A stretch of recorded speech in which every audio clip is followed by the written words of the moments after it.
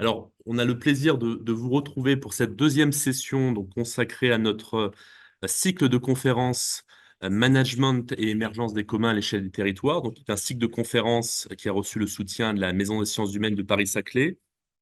Après donc, la première conférence introductive du professeur Marie-Pierre Camproux-Dufresne, donc, qui, je le rappelle, portait sur la question du co-usage des communs naturels avec l'idée de dépasser le droit de propriété. Alors, conférence numéro 1 qui sera bientôt disponible en replay, de telle manière à ce que chacun et chacune puisse en prendre connaissance. Et aujourd'hui, nous avons le plaisir d'accueillir Clément Feuget et Caroline Vigo-Coghetto donc pour une présentation autour de la comptabilité écosystème centré. Donc, sans plus attendre, nous allons leur laisser la parole et nous aurons donc ensuite à peu près 3/4 d'heure d'échange. Et donc, vous aurez la possibilité de leur poser des questions. N'hésitez pas d'ores et déjà, tout au long de la présentation, au travers de la barre de discussion, à me faire part de vos questions. On n'interrompra pas évidemment nos interlocuteurs, enfin nos conférenciers du jour, mais je serai à même de prendre vos questions et donc de leur en faire part à la fin de leur présentation. Je vous remercie. Merci. Alors, je ne sais pas, parce que toi, tu as ta caméra, est-ce que j'allume cette caméra-là pour Peut-être, oui. Ouais. Peut-être que c'est.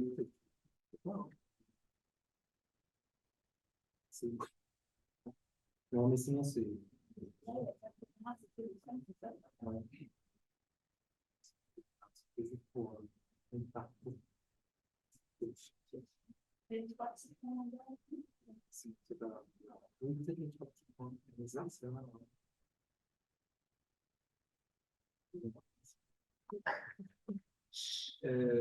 Petit test son, est-ce que vous entendez bien Clément? Clément, est-ce que tu peux dire peut-être deux mots? Est-ce que vous avez entendu? C'est un peu faible. C'est un peu faible. Alors, est-ce que je suis super. Mais parce que c'est le son vient de. Rapprocher là. Ah oui, c'est ça. Peut-être activer aussi là. Alors, on va parler fort. Voilà. Bonjour à toutes et tous. Donc, peut-être qu'on peut se présenter en 2 mots avec Caroline. Donc, moi, je me présente hier, je suis maître de conférence à AgroParisTech, chercheur au laboratoire MRM, donc, à Montpellier, chercheur associé au CIRED, et je suis co-directeur d'une chaire qui s'appelle la chaire comptabilité écologique. On développe des approches en comptabilité écologique à 3 échelles. Nationales des organisations et donc au niveau des écosystèmes en soutien du développement. Et donc, plaisir d'entendre la thèse de Caroline. Oui, donc bonjour à toutes et tous. Je suis Caroline Vigo-Coghetto, je suis doctorante au CEPN, donc le Centre d'économie Paris-Nord, de l'Université Paris-Nord, et je suis financée par la chaire comptabilité écologique, qui est encadrée par Clément et Corinne Berger-Chantal.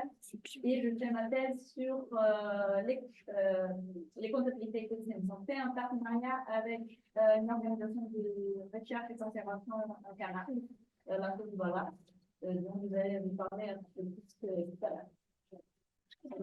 Éventuellement. Apparemment, ils entendent mieux ici. Excuse-moi, hein, Clément. Il faut que je passe les slides ici.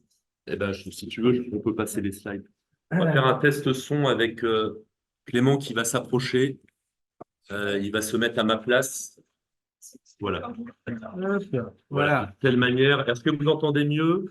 Donc, Clément qui va présenter à ma place. Est-ce que là, vous m'entendez? Il n'y a pas photo.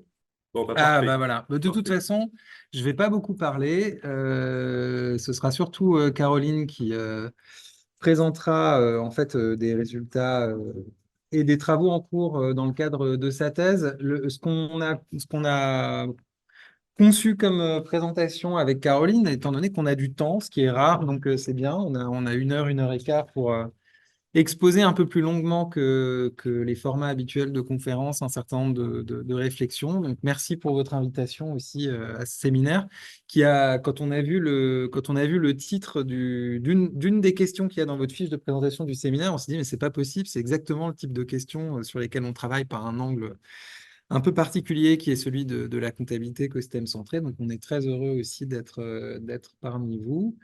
Donc l'idée, c'est que je vous présente en une quinzaine de minutes un petit peu le programme de recherche sur la comptabilité écosystème centré et qui donnera aussi un peu de contexte sur sur la thèse de Caroline. Et puis ensuite que Caroline vous présente son cas d'étude, ses réflexions aussi théoriques et justement comment la comptabilité écosystème centré peut venir quelque part questionner et voir outiller ces questionnements-là et ces terrains-là. Donc voilà un petit peu le programme. Donc c'est là qu'il faut que j'appuie. Voilà, ben voilà, ça c'est ce que je viens de vous dire. Donc la comptabilité écosystème centré. Alors la première chose qu'il faut avoir en tête, c'est que quand on parle de comptabilité, souvent on a en tête des systèmes comptables financiers qu'on utilise de manière très, très conventionnelle aussi aujourd'hui. C'est typiquement ce type la première chose à laquelle on pense, c'est ça. La deuxième, c'est de se dire, bon, la comptabilité, ça ne parle que de coûts, de valeurs financières, etc. Donc, quand on regarde, par exemple, les travaux de Quattrone et sur la question des comptabilités chez les jésuites, on voit qu'effectivement, il y a chez les jésuites au XVI-XVIIe siècle un certain nombre de comptabilités qui préfigurent les comptabilités, disons, économiques qu'on a actuellement.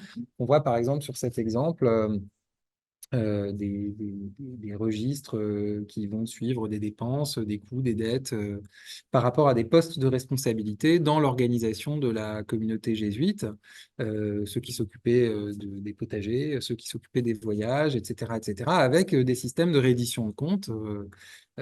Ceux qui sont recteurs rendent compte à ceux qui sont au niveau provincial, etc., etc. Donc, c'est la raison aussi pour laquelle je dis deux mots de ça, c'est aussi pour vous dire qu'on va parler d'organisation. Quand on parle de comptabilité, on parle d'organisation, c'est-à-dire qu'on va tenir des comptes, on va faire du record keeping, des inventaires, de la tenue de compte, etc. Mais toujours relativement à des formes d'organisation sociale et des formes de réciprocité qui sont instituées dans une communauté humaine. Et donc, c'est aussi en ce sens-là qu'on parle de comptabilité. Ce sont des systèmes d'information et d'enregistrement, mais qui sont toujours liés à des formes à la fois d'organisation et de redevabilité. Alors, ce que montrent les travaux de Quattrone également, c'est que il y avait d'autres formes de comptabilité qui coexistaient avec les comptabilités de coûts et les comptabilités budgétaires, financières, etc., dans ces communautés jésuites, et notamment ce que Quattrone avait appelé la comptabilité des péchés. Euh, et donc qui était en fait dans ces communautés jésuites liées à des exercices spirituels en fait que chaque nouvel entrant dans la communauté jésuite devait faire. Donc G, c'est pour giorno en italien, et vous voyez qu'il y en a 7. Et en fait, l'idée de cette comptabilité des péchés, c'est que chaque nouvel entrant dans la communauté devait s'astreindre le matin à se dire, bon aujourd'hui, combien de péchés je vais faire, en essayant évidemment de les réduire pour se rapprocher de Dieu. Et puis le soir, il devait faire son propre bilan. Donc, il devait réfléchir à sa journée, compter les péchés qu'il avait effectivement fait dans un exercice à la fois de contrition et d'honnêteté envers lui-même le plus possible, et essayer de voir s'il avait progressé vers l'atteinte de ses résultats personnels. Et puis à la fin de la semaine, où il devait aller voir son maître et lui dire, bah voilà, plutôt bien débrouillé cette semaine ou pas bien débrouillé. Et ils se lançaient ensemble dans un exercice d'interprétation de ces résultats comptables d'une certaine manière. Donc, ce que je veux dire par là, c'est plusieurs choses. C'est un, que la comptabilité, elle peut être au service de finalités qui sont absolument pas des finalités financières ou économiques. Elles peuvent être à ce titre au service de finalités spirituelles et en ce qui nous concerne sur la comptabilité écosystème centré, de finalités écologiques. Deuxièmement, la comptabilité, c'est pas forcément d'ailleurs que des chiffres, c'est d'abord des inscriptions, c'est-à-dire que on va faire des enregistrements, on va inscrire un certain nombre on va cocher, on va inscrire, enfin il y a cette notion d'inscription qui est bien matérialisée ici par ce petit registre. Et puis troisièmement, vous voyez qu'il y a toujours cette notion de redevabilité. Alors là, ce qui est intéressant, c'est que c'est une redevabilité envers soi-même. C'est aussi une redevabilité envers son maître au sein de la communauté. Mais derrière, c'est une redevabilité aussi envers Dieu. Et donc, c'est pour ça que Paolo Quattrone avait cette phrase dans son papier, dans la magnifique revue Accounting Organization Society, où il dit Thus, before being accountable to God, one needs to enact the abstract idea of what God is, and the search for God to secure the salvation of one's soul is nothing but the fusion of oneself with this idea, Accounting for sins is thus first and foremost accounting for God. Voilà, simplement pour s'ouvrir l'esprit sur qu'est-ce qu'on entend par comptabilité. En fait, on peut entendre des choses assez larges, et c'est dans cet esprit-là qu'on inscrit aussi nos travaux. Donc, la comptabilité n'est pas qu'un outil ou un ensemble de modes de calcul inféodés à l'économie, c'est un champ pratique ancien qui porte un ensemble de questions profondes de cadrage. C'est aussi un champ académique, un des plus anciens champs académiques critiques en gestion, par ailleurs, euh, et qui porte sur la structuration de l'information pour faire face à des défis très divers d'organisation collective et pour rendre possible et évaluable des prises de responsabilité réciproques entre les humains ou les non-humains. Euh, euh, euh, euh, donc des accountabilities. Et derrière, en fait, la comptabilité, il y a toujours des questions de fond auxquelles il s'agit de répondre. Derrière tout système comptable, qui est responsable de quoi, qui demande et rend des comptes à qui, quel concept de résultat et de valeur défini par qui, comment en débattre, quelle vision du monde est-ce que ça traduit, etc., etc. Alors, pourquoi est-ce qu'on parle de comptabilité écosystème centré? Là, très rapidement, parce qu'il y aurait plusieurs manières d'attraper l'intention initiale derrière la comptabilité écosystème centré. Une manière de l'attraper, c'est de dire, en fait, la comptabilité, historiquement, c'est construite sur deux grandes formes d'entités organisationnelles. Les premières, c'est les organisations, au sens forme, les organisations privées, en particulier les entreprises. Les autres sont l'État ou les autorités publiques. Et aujourd'hui, on voit que, mais ça, je vais pas rentrer dans le détail, ça ne nous intéresse pas tellement ici, mais que la comptabilité, notamment sur les enjeux de biodiversité et d'écosystèmes, qui est un champ en fait très récent dans la recherche sur la comptabilité, gagne rapidement du terrain non seulement en recherche, mais aussi au niveau sociétal. Il y a eu une accélération qu'on a pu mesurer là au niveau de nos travaux dans la chaire aussi dans les 5 dernières années, notamment avec l'adoption, par exemple, au niveau des entreprises, de la fameuse CSRD, donc une directive européenne qui va venir cadrer les formes de rapportage extra-financier des entreprises, etc., etc. Je ne développe pas ça. Il y a aussi un certain nombre d'évolutions récentes sur les comptabilités nationales au niveau des écosystèmes. Mais en fait, ce qu'on défend depuis le début, c'est de dire qu'il y a un gros gap. Et ce gap, il est au niveau de la multiplicité des contextes, des situations telles qu'elles se déploient dans les territoires, là où en fait de nombreux acteurs doivent se coordonner pour obtenir collectivement des résultats écologiques. Et tant que, c'est une hypothèse de travail, tant qu'il n'y aura pas des comptabilités, donc qu'on appelle écosystèmes centrés, à cette échelle-là, c'est-à-dire qu'ils prennent comme périmètre, alors ça pose plein de questions, on va le voir, mais l'écosystème comme lieu d'organisation, on peut douter de la capacité des comptabilités écologiques d'entreprise et des comptabilités nationales aussi à être capables d'apporter la preuve d'une performance réellement euh, mise en œuvre sur le terrain. Alors, on pourrait développer ça, mais on ne va pas le faire tout de suite. Enfin, si, on va le faire. J'avais oublié qu'on le ferait. Donc, simplement pour appuyer ce point, euh, euh, si vous êtes une entreprise et que vous avez un impact sur un écosystème, par exemple ici une lagune méditerranéenne inspirée de l'étang de Berre, vous allez vous poser la question de comment réduire vos impacts, comment éventuellement contribuer à la restauration de l'écosystème. Vous allez vous demander combien ça vous coûte, etc., etc. Est-ce que vous arrivez à équilibrer votre activité économique? Mais en fait, pour pouvoir mesurer vos impacts, et d'autant plus quand il s'agit de biodiversité et d'écosystèmes qui sont des systèmes complexes, vous ne pouvez le faire que relativement aux activités et aux impacts des autres acteurs qui affectent aussi la qualité ou le bon état de santé de cet écosystème. Vous pouvez avoir, comme sur les tons de berre d'ailleurs, je crois, une usine hydroélectrique qui rejette de l'eau douce aussi dans cette lagune, qui modifie l'équilibre eau douce eau salée, des effets dus au réchauffement climatique des algues qui poussent très rapidement, un surcroît accentué par un surcroît de touristes par exemple et de rejets bactériologiques dans la lagune, etc., etc. Donc, vous voyez que ces impacts, ils ne font pas que se cumuler de manière mathématisable, ils se combinent, ils s'agencent d'une certaine manière, ce qui fait qu'il faut les penser, voilà, il faut les penser dans une relationnalité qui est d'ailleurs propre à la question écologique. Donc tout ça amène à l'idée que c'est pas simplement une question d'ailleurs de sciences dures, c'est-à-dire de mesures écologiques, ça devient une question sociale. C'est-à-dire qu'à partir du moment où on doit, euh, pour objectiver ses responsabilités, en fait, ben, il va falloir discuter les uns avec les autres, renégocier, enfin, renégocier des responsabilités, l'allocation des efforts, etc., etc.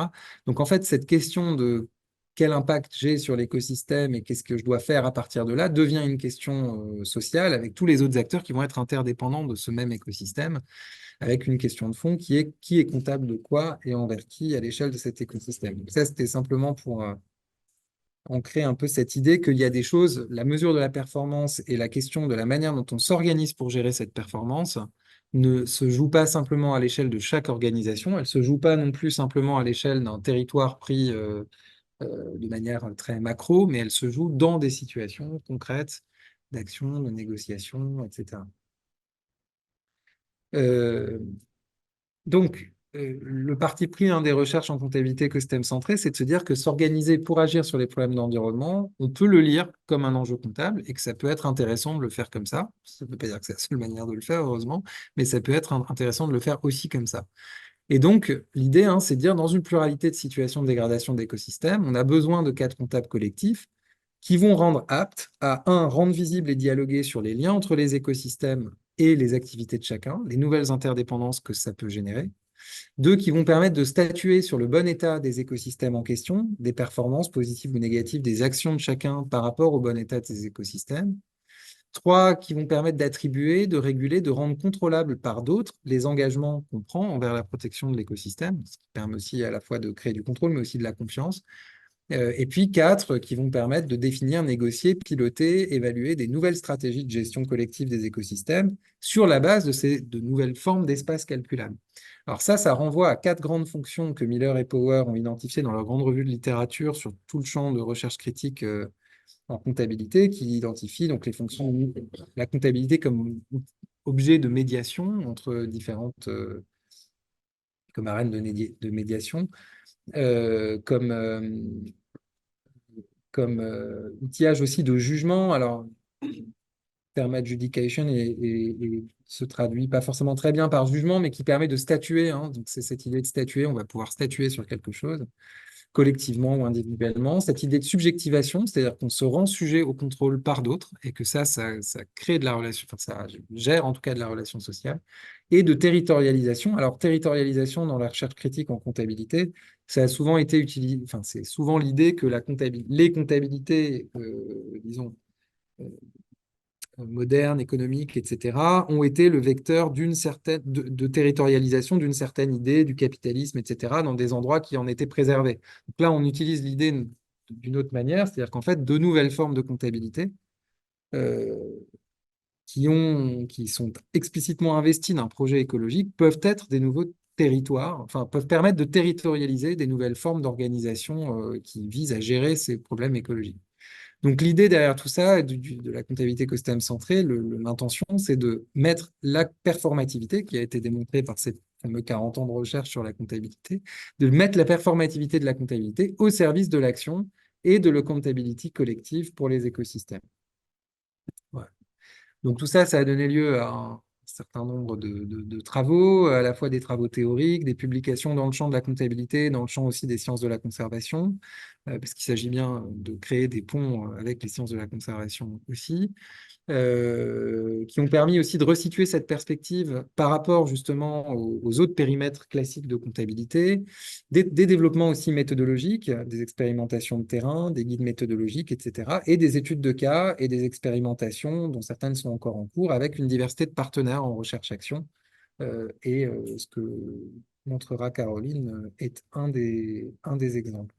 On a notamment eu un gros projet qui s'est terminé là, avec la région Occitanie, les agences de l'eau Seine-Normandie et Adour-Garonne, et puis d'autres acteurs, le parc naturel régional de la Narbonnaise, des syndicats de rivières, etc., où on a construit 3 comptabilités écosystèmes centrés sur 3 terrains différents, en essayant aussi de faire le lien avec les comptes publics de la région.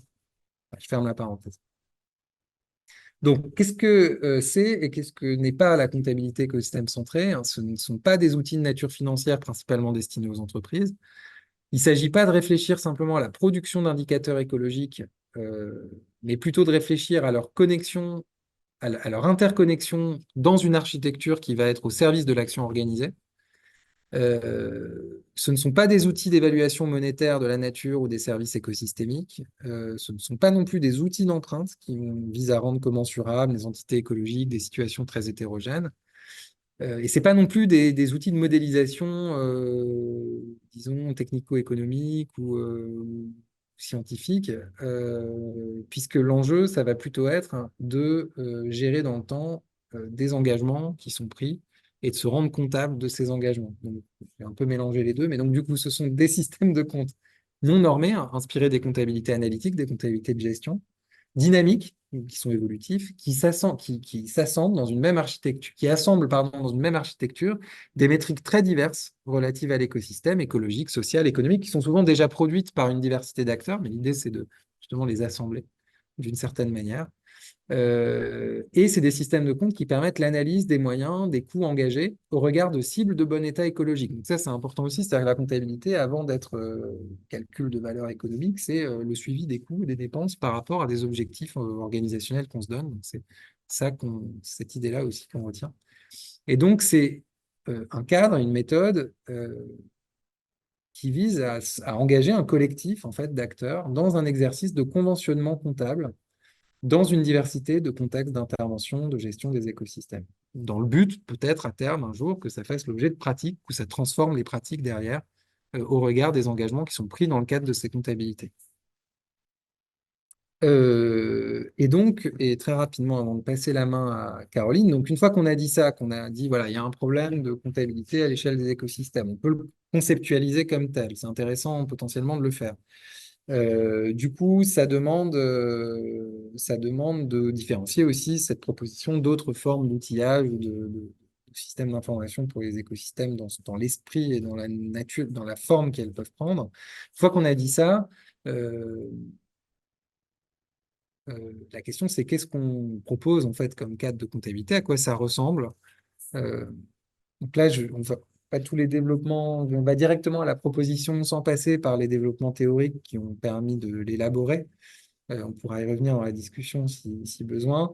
Mais l'idée, hein, la recherche des dernières années, elle a consisté bah voilà, à chercher une architecture comptable, en fait, qui serait générique pour la gestion interorganisationnelle de préoccupations écologiques. Donc, au fond, quel est le plus petit dénominateur commun de ce qu'il faut compter, en fait, des grandes catégories incontournables des choses qu'il faut compter pour mettre en place une prise en charge réussie d'un écosystème.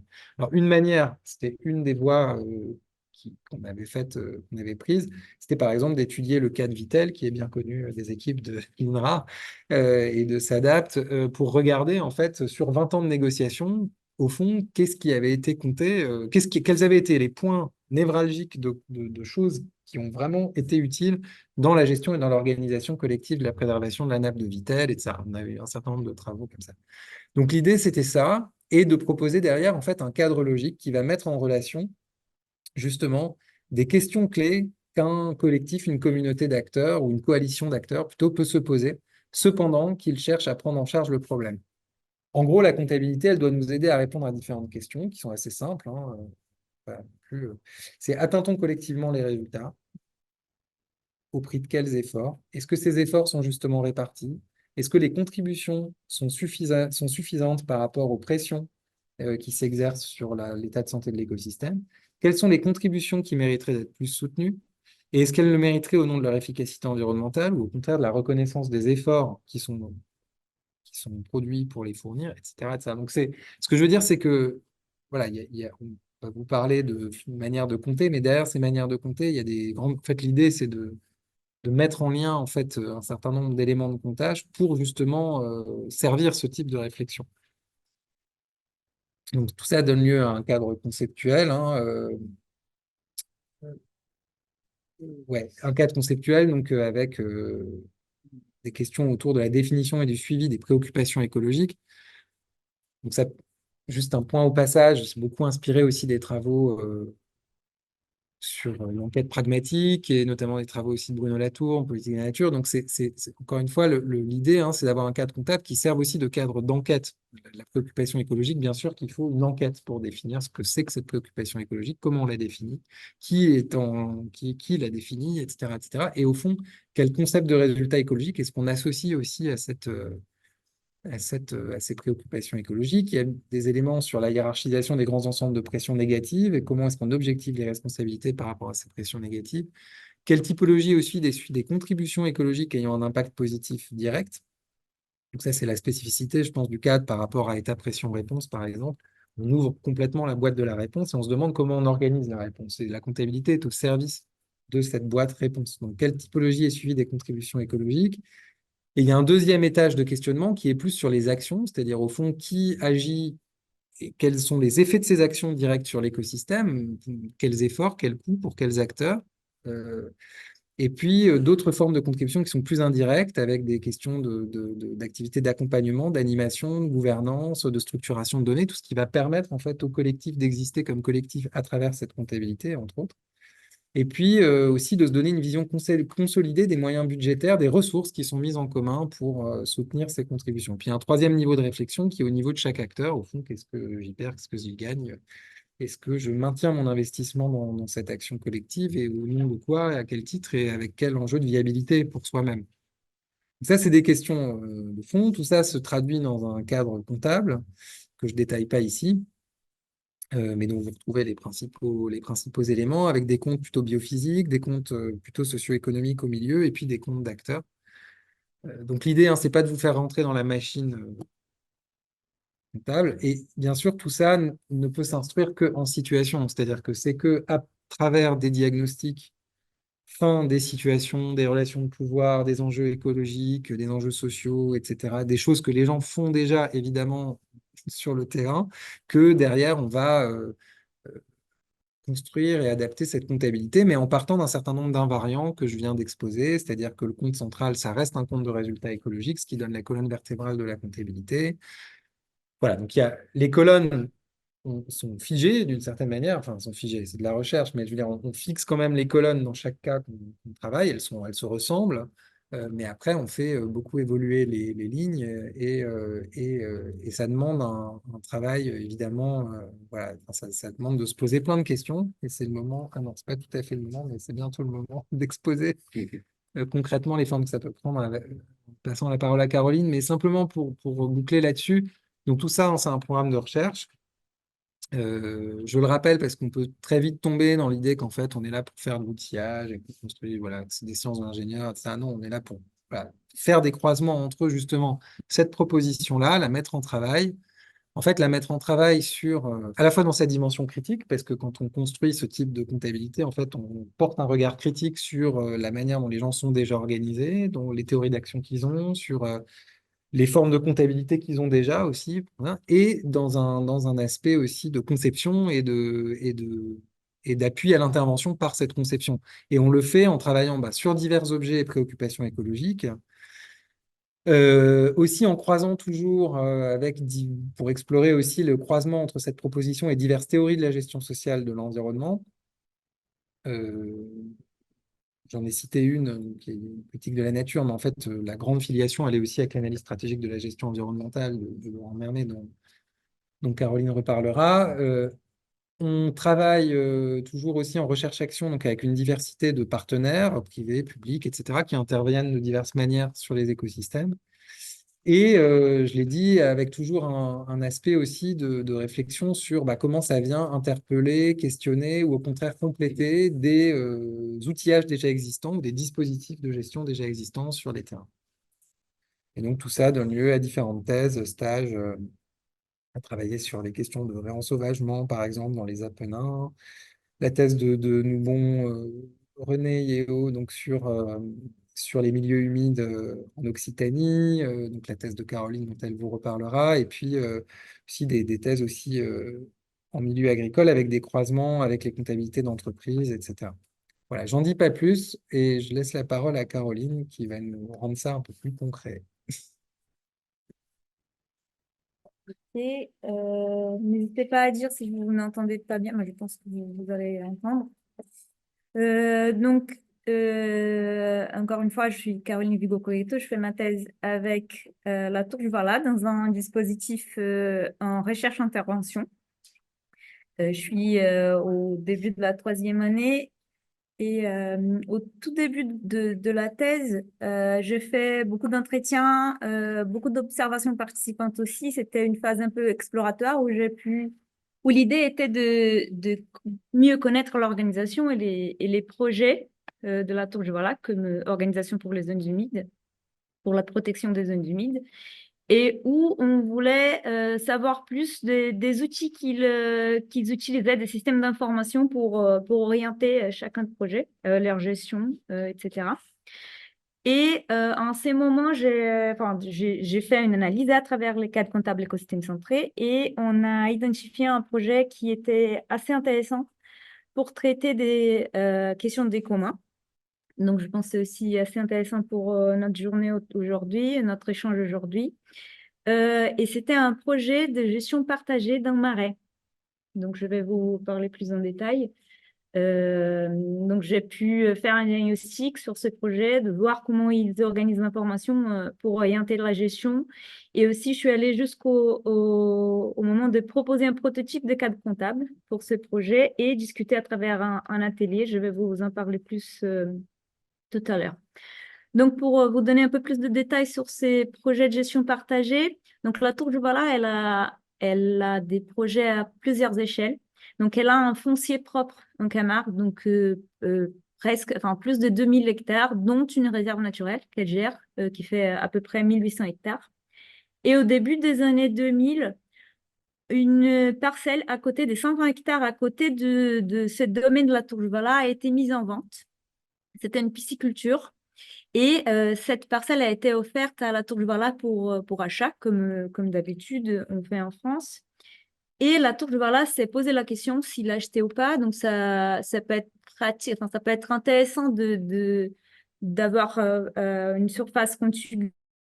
Mais d'autre côté, donc comme ça, elle va limiter un peu des activités dégradantes, par exemple, dans cette parcelle. Et en même temps, ça pose des coûts de gestion aussi. Donc, la Tour du Voilà, elle s'est demandé si ça ne serait pas l'opportunité de tester quelque chose de nouveau.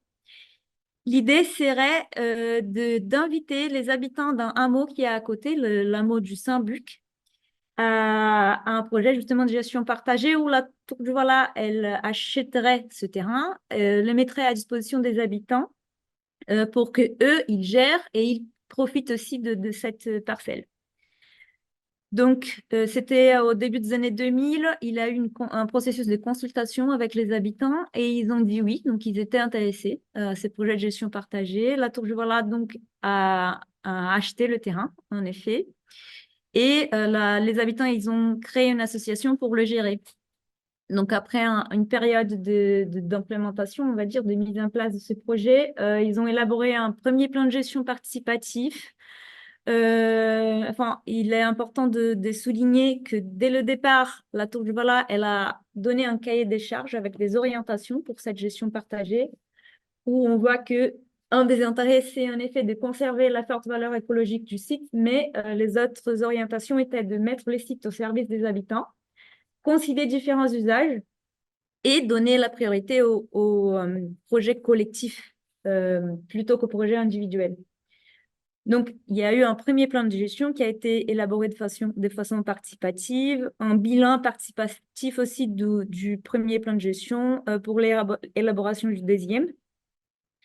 Et là, vous voyez, donc, ces plans de gestion, ils se ressemblent beaucoup, mais il y a 3 objectifs principaux. Donc, promouvoir des activités créatives, développer des activités pédagogiques et pérenniser des activités d'exploitation des ressources naturelles en respectant les enjeux de conservation de la faune, de la flore et des habitats des zones humides.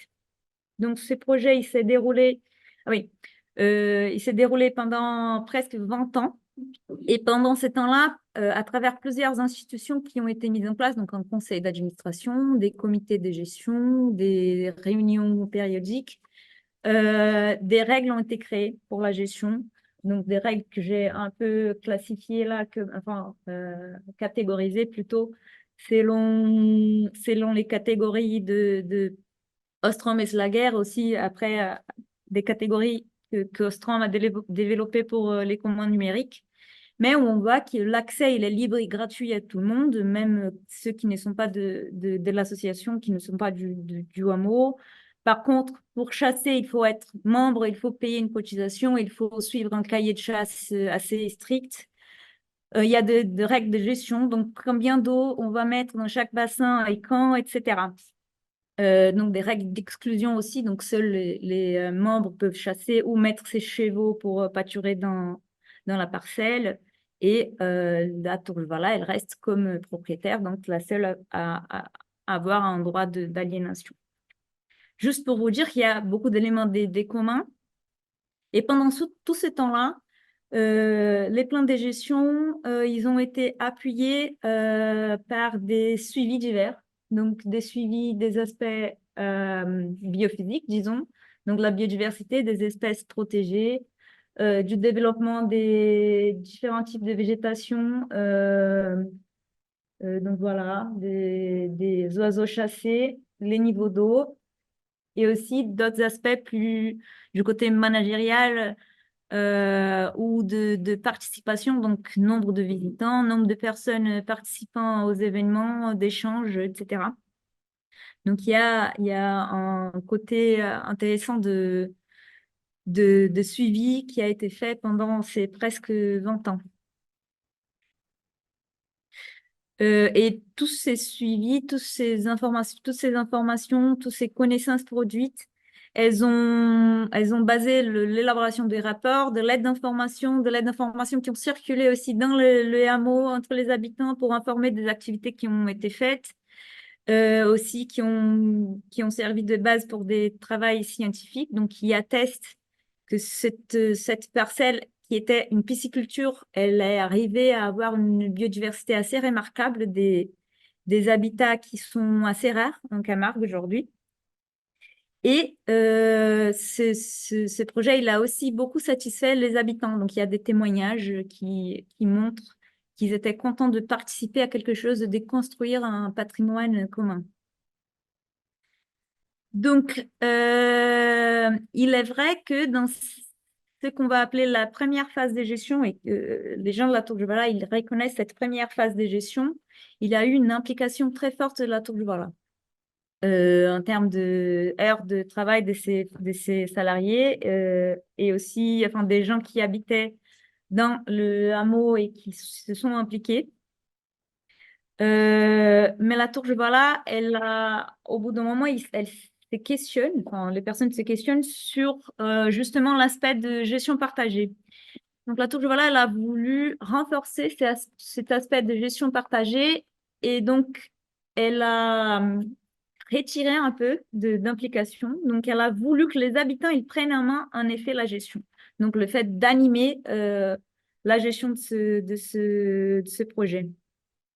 Il y a eu beaucoup de discussions pour la continuation, surtout parce que les gens qui étaient justement impliqués, les gens de l'association qui étaient impliqués à la gestion des marais dans cette première phase, ils ne se sont pas sentis capables de prendre en main toutes les responsabilités pour la gestion quand la Tour du Vala a justement diminué ses apports au projet. Donc, c'est beaucoup d'investissement. Et il y a eu même un risque de fin du projet parce que les gens, ils ont abandonné l'association. Donc, il y a eu un risque que le projet arrive à sa fin. À ces moments, c'est intéressant qu'un nouvel profil d'habitants s'est intéressé par le projet. Néanmoins, dans cette deuxième phase, donc on renforce la gestion communautaire. Donc, les habitants, ils prennent plus en main, en effet, la gestion du site. Par contre, il y a plusieurs choses qui changent. Par exemple, on n'a pas eu encore un bilan participatif de plan de gestion. Beaucoup de suivis qui ont été faits auparavant ne sont plus faits. Et on a reconduit le dernier plan de gestion parce qu'on n'a pas passé par ces rituels de vérification, évaluation et réélaboration des plans de gestion. Et en ces moments, comme le profil il a changé de personnes qui étaient intéressées par la gestion partagée du projet, on voit arriver quelques conflits, donc quelques tensions.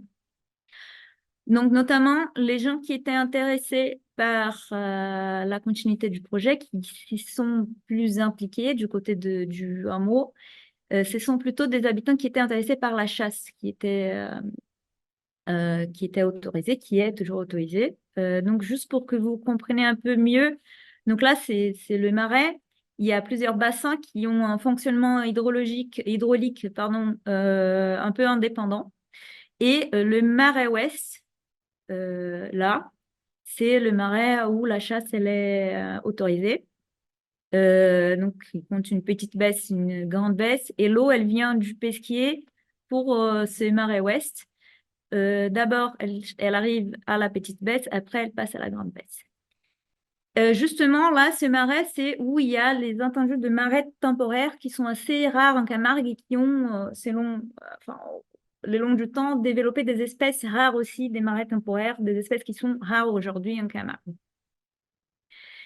Et il se trouve que les gens qui s'y sont plus impliqués depuis 4 ans, disons, ils sont intéressés par la chasse, donc ils ont un intérêt à mettre plus d'eau dans ces marais pour qu'il y ait du gibier dès les débuts de la saison de chasse. Néanmoins, donc ça favorise l'usage de la biodiversité pour l'usage cinégétique. Néanmoins, la gestion que se faisait avant, elle était plus intéressée à redonner un cycle naturel qui a justement favorisé ces espèces typiques des marais temporaires. Donc là, avec ces changements de profil de membres de l'association, on voit qu'il y a des objectifs concurrentiels, surtout pour ces bassins ouest. Et ça, c'est un des exemples que j'ai choisi pour vous illustrer les tensions qu'il peut y avoir. Donc, selon les choix de gestion, plus ou moins d'eau, on va avoir des résultats qui vont intéresser plutôt les chasseurs, donc plus de gibier d'eau, ou les gens qui sont intéressés par des espèces rares, typiques des marais temporaires.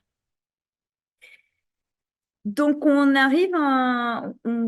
aperçoit une certaine tension, et cette tension, on la voit même dans la tour du Voilà, entre les résultats écologiques qu'on pourrait y avoir, ou on voulait y avoir, et les objectifs de la gestion partagée qui ne sont pas forcément les mêmes. Par exemple, avoir des espèces rares des marais temporaires. Et cette tension, on trouve qu'elle est très représentative d'une tension qui est plus théorique, mais qui a déjà été repérée, qui est la tension entre la gestion qu'on appelle la gestion stratégique de l'environnement, dont je vais vous parler, et la gestion en commun. Donc, la gestion stratégique pour l'environnement, comme Clément a mentionné, elle a été développée principalement par Laurent Mermet, mais aussi par des collègues. Et c'est juste pour vous donner une idée de ce que c'est, mais la gestion stratégique, elle a un point de départ qui est de se dire s'il y a des usages, il y a de la dégradation de l'environnement, c'est à cause d'une gestion qui est faite. Et Laurent Mermet, il appelle gestion effective. Pour changer ces problèmes de l'environnement, cette dégradation qui est identifiée, il faut une action stratégique pour changer les statu quo et réussir à avoir des résultats positifs écologiques.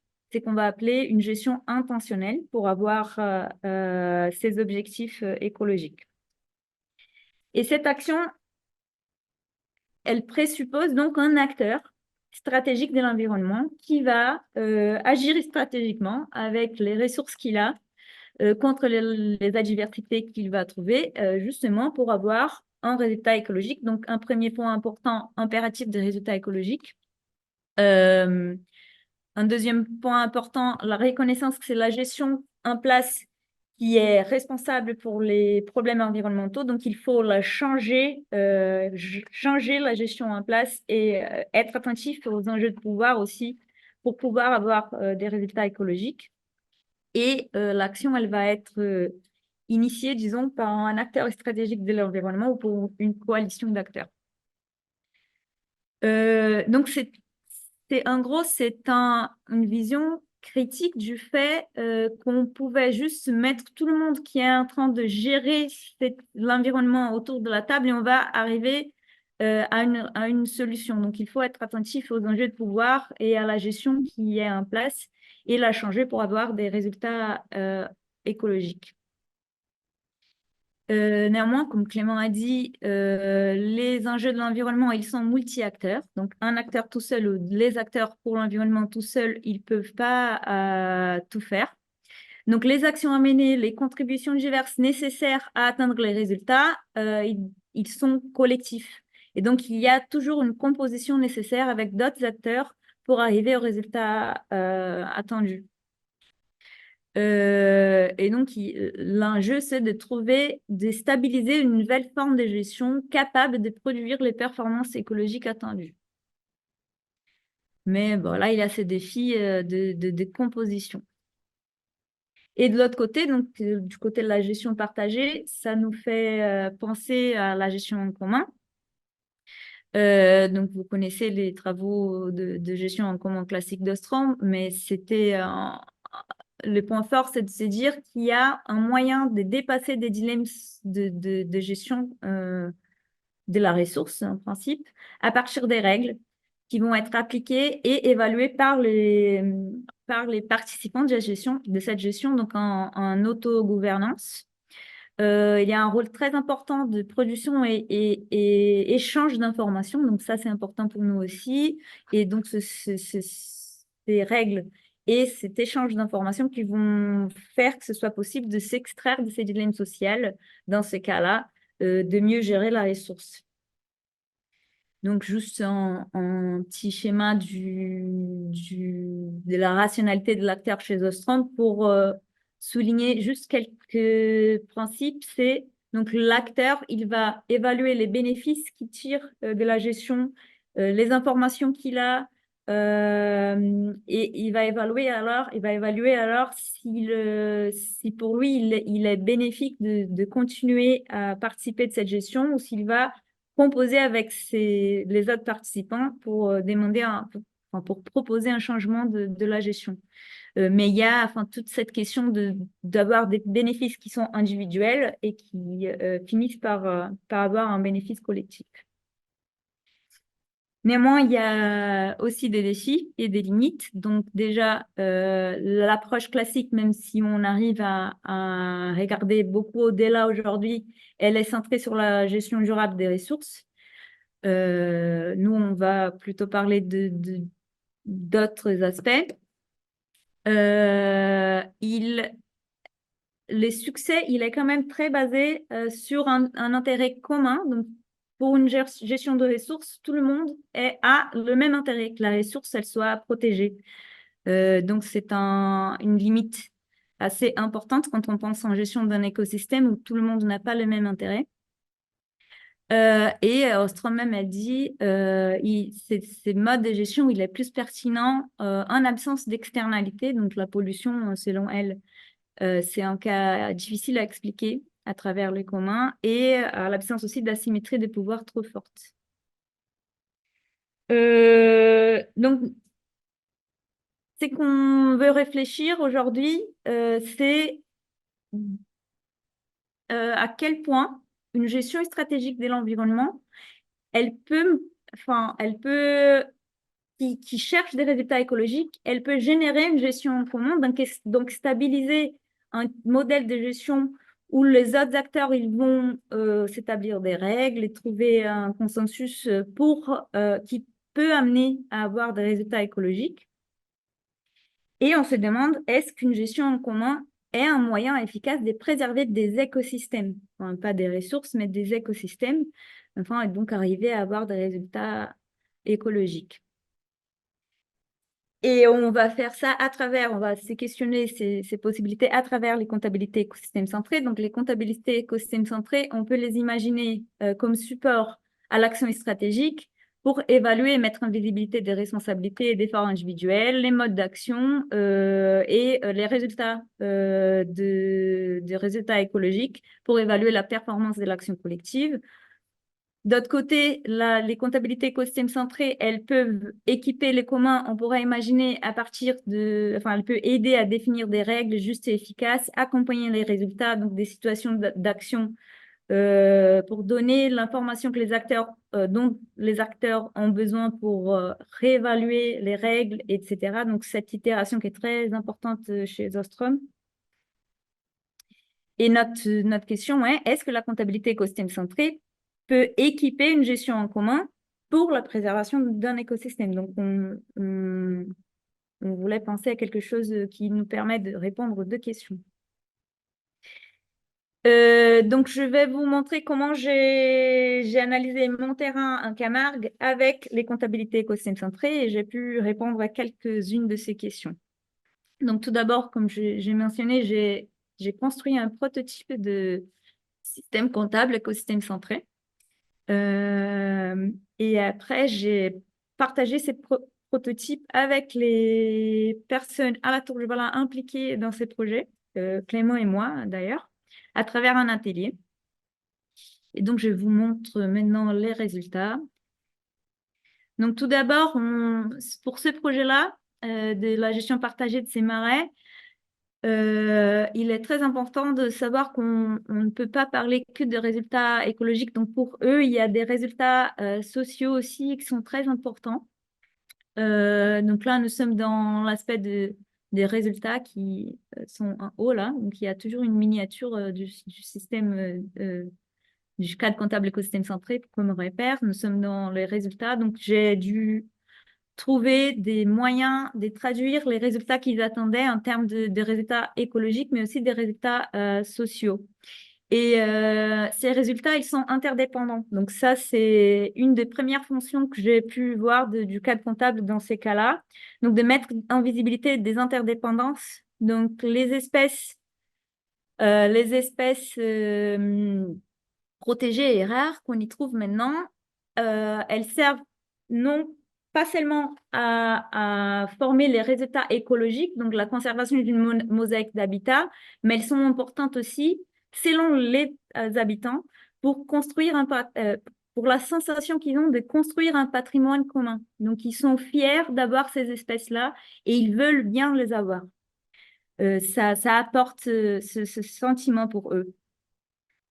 En même temps, d'autres résultats écologiques, donc le maintien des populations d'oiseaux d'eau, elles vont contribuer plutôt, ou bien les hectares de prés salés, ils vont contribuer soit à la chasse, soit au pâturage, donc aux usages. Donc, il y a une interdépendance entre les résultats écologiques et les résultats sociaux. Mais il y a aussi des objectifs concurrentiels que j'arrive à travers le système, le prototype à mettre en visibilité. Donc, en effet, pour la Grand-Besse, on a une concurrence entre les résultats écologiques, donc les petites plantes de marais temporaires qui ont besoin d'un assec estival prolongé et la mise en eau très tôt l'été pour favoriser le gibier de chasse dès les débuts de la saison de chasse.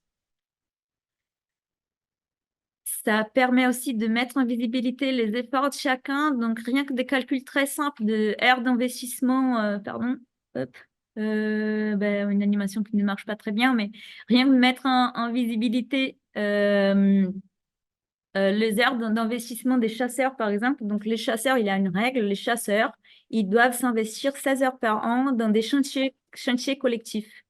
Donc, ça fait, si vous voulez, là, on a les comptes de ressources, le compte des acteurs. Ça fait la plupart des heures de travail dédiées à la gestion de ce site. Par contre, le compte d'acteurs nous montre qu'ils ont aussi un avantage énorme, c'est qu'ils sont les seuls à pouvoir chasser dans cette parcelle, c'est qu'il y a un privilège énorme en Camargue. Ça nous fait poser la question aussi. Donc, en effet, quand il y a eu les discussions sur la continuité de projet, ça a un poids énorme. Donc, c'est ces profils-là d'acteurs qui a possibilité la continuation du projet à travers ces heures d'implication. Donc, on a pu aussi penser à des seuils pour trouver des compromis entre les différents résultats, ce qui est très intéressant. Donc, on a classifié les pressions. Donc, c'est encore une des catégories d'informations dans les cadres comptables écosystème centré, mais on a pu identifier des pressions qui vont difficulter la production des résultats attendus, des pressions qui sont dérivées de l'usage qui est fait du site, mais aussi des pressions externes. Je vais vous parler plus en détail des pressions d'usage. Et donc, on a pu penser à un système de seuil pour nous dire à partir de quel moment un usage il va devenir une pression. Donc, c'est très intéressant de penser comme ça parce qu'on pourrait penser à un système où les seuils ils vont être discutés aussi dans un système itératif année après année où on va se concentrer sur les résultats attendus, bien sûr, et comment les usages peuvent les impacter. Donc là, pour cet enjeu que j'ai pris comme exemple de la mise en haut du bassin ouest, on sait qu'à partir de certains niveaux, là on ne sait pas, mais on pourrait savoir à partir d'un certain niveau combien ça va impacter pour les espèces végétales typiques des marais temporaires, pour quelques espèces des libellules, pour l'augmentation de plantes exotiques envahissantes, etc. Et comme ça, on pourrait penser à créer des règles de gestion adaptées adaptées conformes ce seuil, établir des seuils, voir comment ça va impacter les résultats attendus, et puis discuter selon les résultats attendus, évaluer les résultats et mettre en discussion les seuils et pas se concentrer sur la gestion, enfin, combien d'eau on y met tout seul. Donc, on peut avoir une vision plus intégrée de la gestion avec les résultats de façon périodique pour arriver à des compromis entre les différents résultats. Ça passe pas. Donc oui, voilà, entre les résultats de biodiversité, les résultats d'usage et la construction d'un patrimoine commun qui est aussi important pour les habitants. Donc là, pour le prototype, on voit que donc selon les fonctions de la comptabilité écosystème centrée que dont je vous ai parlé avant, donc pour l'action stratégique et pour l'action en commun, on voit que ce cadre comptable écosystème centré, il m'a permis d'élaborer un prototype de système comptable qui a pu mettre en visibilité les interdépendances, des objectifs concurrentiels et des compromis possibles aussi. Donc, compromis possibles aussi. Penser aux résultats écologiques, sociaux, les efforts de chacun et les bénéfices tirés de la gestion de manière intégrée, de façon à créer des règles capables à guider la gestion en commun à produire des résultats écologiques. Et avant de finir, pour l'atelier, donc c'était un atelier où on a emprunté une méthodologie innovante, donc on les a fait, qui a été développée par Clément, donc on les a fait randonner dans les contes, donc à travers des récits assez intéressants, ils ont trouvé ça marrant. Donc, il y avait deux groupes. Un groupe, il s'est concentré sur la version stratégie. Donc, ils se sont questionnés sur la pertinence de ce projet pour la Tour de Valar en tant qu'acteur pour l'environnement. Et les groupes 2, ils sont centrés sur la possibilité d'utiliser ces prototypes ou quelque chose pareil pour guider les discussions sur la révision du plan de gestion avec les habitants. Donc, on a eu des retours intéressants. Donc, déjà, ils ont validé que, par exemple, ce projet, il ne peut pas exister sans les résultats écologiques et il ne peut pas exister sans les résultats sociaux. Donc, un compromis, il est essentiel. Ils ont trouvé intéressant les modes de calcul différents qu'on a pu apporter. Donc, des modes de calcul qu'on n'a pas forcément, qui nous aident à comprendre de quelle manière une action contribue à l'enjeu écologique et aux résultats sociaux. Donc, ils ont trouvé ça intéressant. ils ont dit que ce serait une méthode utile, très intéressante pour les discussions stratégiques qu'ils ont eues il y a quelques années.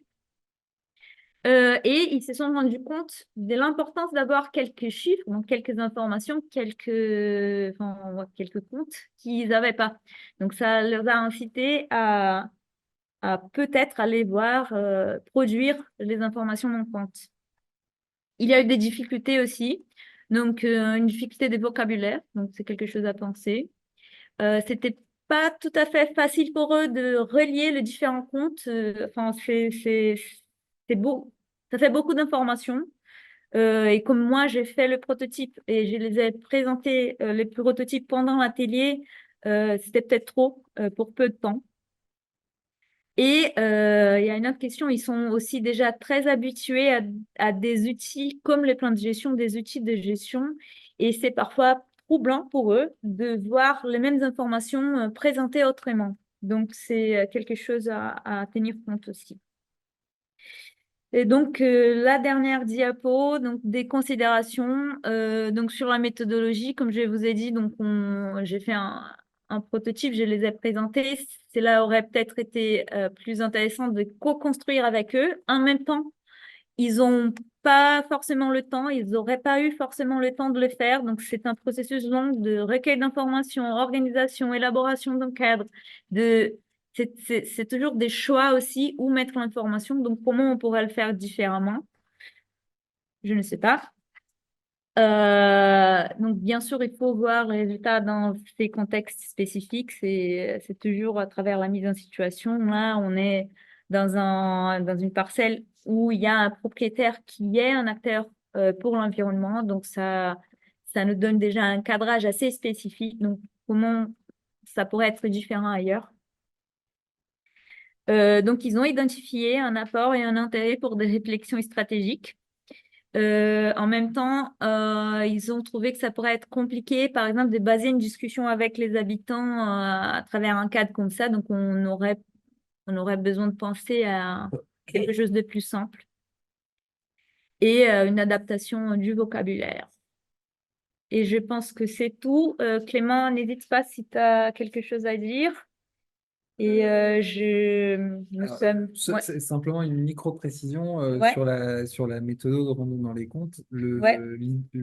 Ce que tu as imaginé les parcours que tu as imaginés sont Ouais. deux parcours qui suivent les deux pistes théoriques et voilà, le regard Tour du Vala comme acteur stratégique qui va se poser des questions d'efficience et d'efficacité. Donc, c'est un parcours, on se pose les questions en reliant les comptes les uns aux autres d'une manière particulière, parce que c'est pour ça que cette méthodologie a été élaborée, pas que par moi, par Jean-Baptiste Mercier, Christophe Bouny et René aussi, et toi après, enfin, je veux dire, c'est un travail collectif.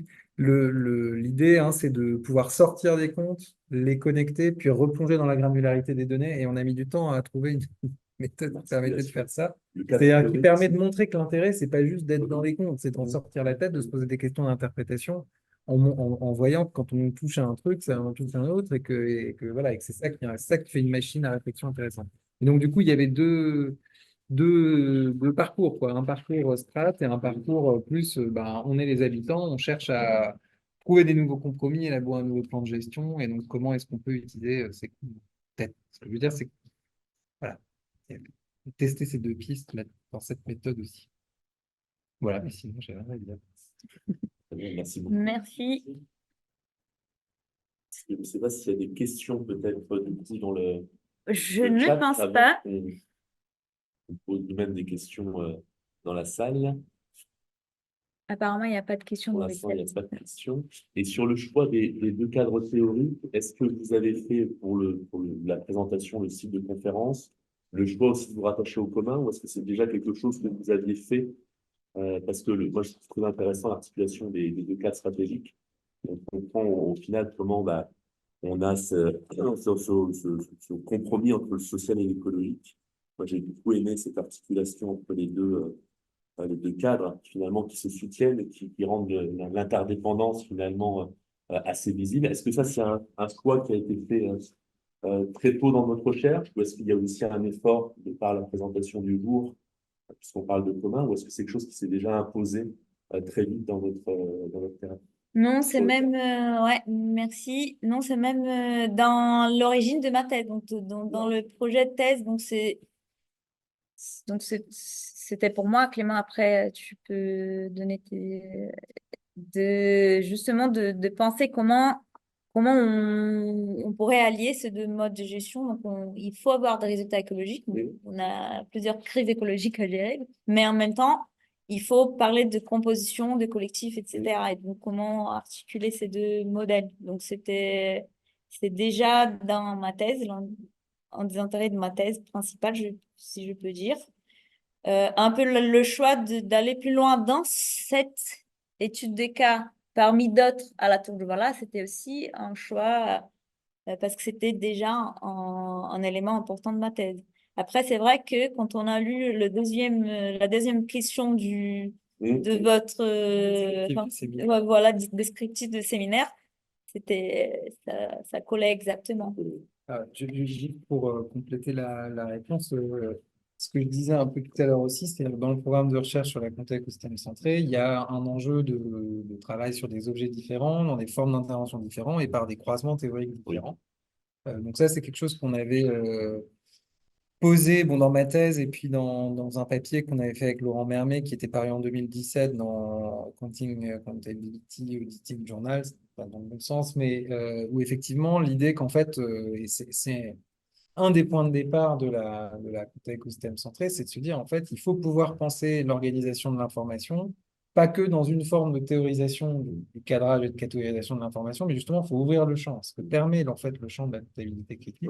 Et l'idée, c'était de se dire, bon, bah, les comptas d'entreprise, elles se croisent avec plein de théories de l'organisation de l'entreprise, théorie de l'agence, théorie de ce que vous voulez. De la même manière, quand on change le regard sur le périmètre des écosystèmes, on ne va pas avoir la même compta quand on a une lecture politique de la nature, stratégique, commun, on va en trouver d'autres, ou gestion adaptative de la gestion d'un écosystème. Et donc, il y a un enjeu de mettre en travail ça. Donc, c'était effectivement dans le cadrage de départ de la thèse de Caroline, compte tenu du fait que quand même, il y a il y a un parti pris de la comptabilité écosystème centré au départ, puisque son compte de résultat est écologique. Donc, il y a déjà un parti pris normatif, disons, qui fait que forcément, quand on va chercher une théorie comme les communs, on le met en tension par rapport à ce parti pris de départ. Voilà. Mais c'était bien le point de départ sur le plan théorique de la thèse de Caroline. Je m'excuse juste, mais c'était en réponse, le cadrage était en réponse au terrain qui était déjà identifié. Non. Ou est-ce que non, le terrain est venu après? Le terrain est venu après.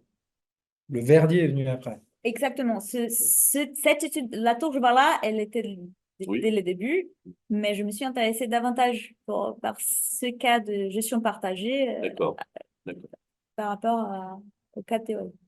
Mais le terrain de la Tour du Vala, c'est-à-dire comme organisation à mission conservatoire, mais qui doit intervenir dans des systèmes collectifs extrêmement diversifiés pour atteindre, entre guillemets, ces objectifs. Le choix était dans le cadrage du départ de la thèse, mais sans que Caroline ait identifié les terrains sur lesquels elle allait déployer sa réflexion. D'accord. Et le Verdier est bien tombé à ce titre.